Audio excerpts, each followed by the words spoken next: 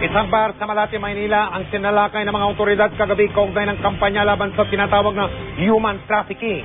Mahigit 200 ang nailigtas, ang ilan sa kanila ay mukhang mga menor de edad. Nakatutok si Cedric Castillo. Siksika ng mga tao at kalimitan, mga Pinay at mga lalaking dayuhan ang magkakasama. Ito raw ang halos gabi-gabing eksena sa bar na ito sa Malate, Maynila. Pero lalong nabulabog ang masayang gabi nang biglang pasukin ng mga operatiba ng Manila Police at DOJ Task Force ang lugar. Isa-isang pinalabas lahat ng mga babae. May mga pilit nagpubli pero hindi rin nakalusot. Kahit mga customer, nadamay rin. Kasama ko po yung kaibigan kong Iman. Yung asawa ko parang sinuso parang pagalitan ako. Maging ang kusina ng bar, hinalughog. Hanggang sa tumambad ang silid na ito na nagmistulang lungga ng umano'y mga empleyado ng club. Sa dami ng tao sa loob, nagkasiksikan pa sa makitid na pinto.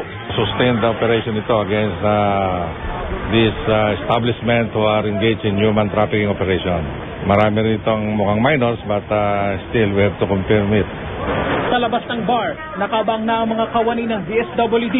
Kinailangan pa ng mga truck at ilan pang maliliit na sasakyan para mailikas ang mahigit 200 na rescue sa operasyon. Naghuramentado naman ang foreigner na ito na tumangging pasamahin sa mga otoridad ang kasama niya. Imbestigahan natin yan kung talagang mag-asawa sila. But as of now, we will bring them to the station.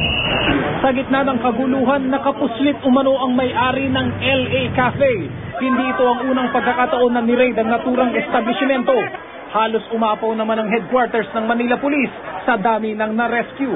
Ayon sa mga otoridad, ito na yung pinakamalaking rescue operation sa Maynila. Sa ngayon, aabot ng ilang daan itong mga babae na nasa multipurpose hall nitong Manila Police at isa-isa silang medical at kukuhanan ng impormasyon para malaman kung sino-sino sa kanila ang biktima ng exploitation. Sa pamamagitan ng dental check-up, matutukoy raw kung sino ang menor de edad. Giit naman ng ilan, customer lang sila ng bar. Pero wala silang nagawa kundi sumunod na lamang. Sinabi na namin, nandyan yung boyfriend namin, nandyan yung asawa namin. Ayaw pa rin, nuli pa rin kami. Hindi naman ako kinabahan kasi hindi naman ako nagtatrabaho dun eh. Umaga na ng pauwiin ng karamihan. Masusi namang iimbestigahan ang mga babaeng naiwan sa kustodiya ng Manila Police. Cedric Castillo, nakatutok, 24 oras.